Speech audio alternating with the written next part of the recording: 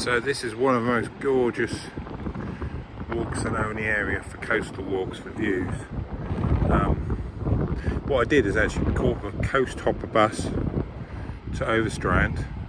Of course you could easily walk it. I'm just going to walk back to Cromer. So it should take me about an hour at a leisurely pace. And awarded with these beautiful views. The path just beyond the golf course there is actually quite tight for space. You can just fit through it. I'll show you a couple of photographs.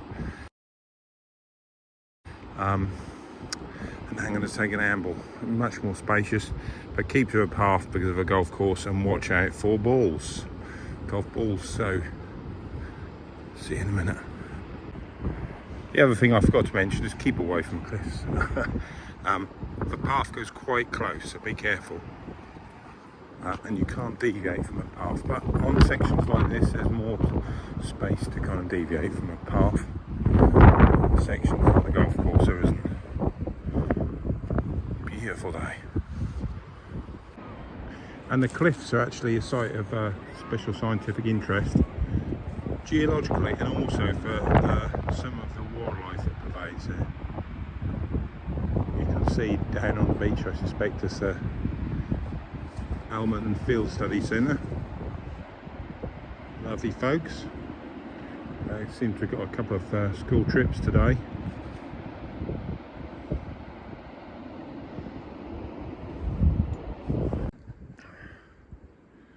So I'm out of the coastal wind here, and these are south facing slopes. So the sun is so warm here, and the wind is a little bit biting up on the edge. Lots of gorse, because obviously very sandy soils there, and bracken.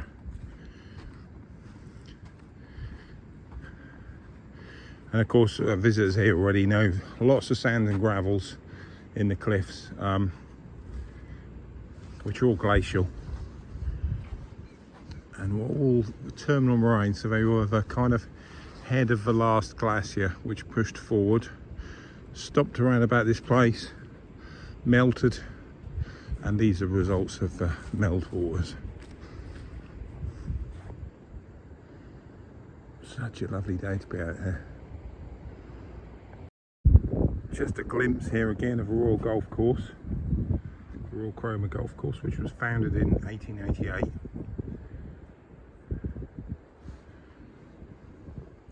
And this area supports over 300 plant species and 100 different sorts of birds, so the wildlife is profound. Then as around this little curve, an iconic view there.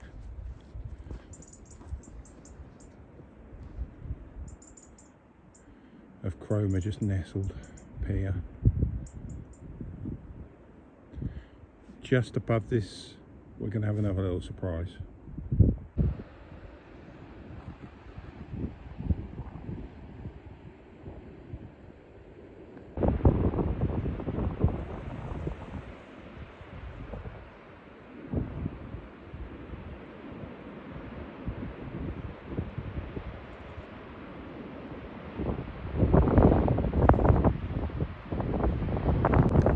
And you can see from up here just how, and this is only mid-September, just how quiet and empty the beaches are.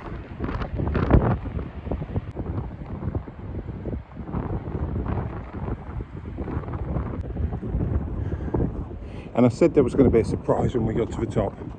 It wasn't just a view of a pier. Here's Cromer Lighthouse.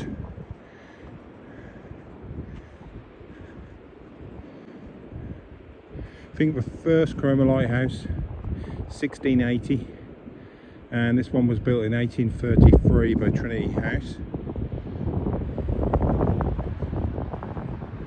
You can still see it flashing a moment ago,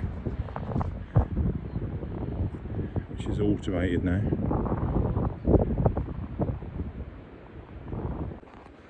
another little section here that crosses the golf course.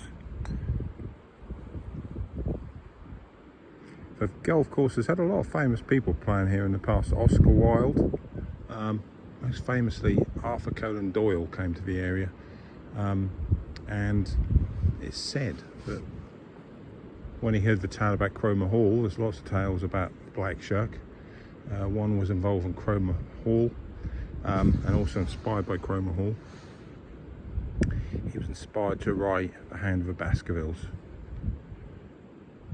Black shuck being the local mysterious black ghostly dog. Tale of this area for centuries. Then as we get closer to Cromer, we're level with a lighthouse and Happy Valleys below, as they're called locally, and that looks like a perfect seat for me to pause.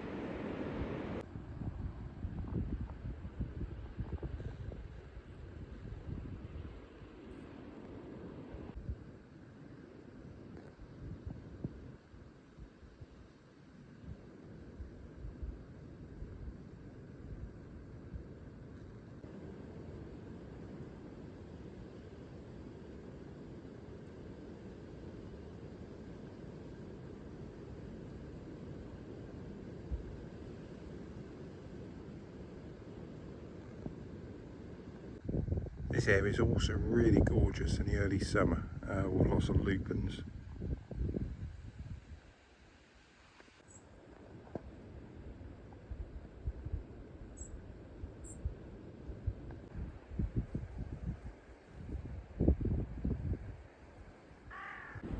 At this point you can continue along the clifftop walk, which is what I'm going to do, or you can go down this route, which actually is a really nice route. It's a very unusual route down to the beach. Kind of almost goes into a slight little cove as you go down the bottom, so it's just a different approach to Cromer Beach completely. It's also quite it's a microclimate, these cliffs, so it's got lots of quite temperate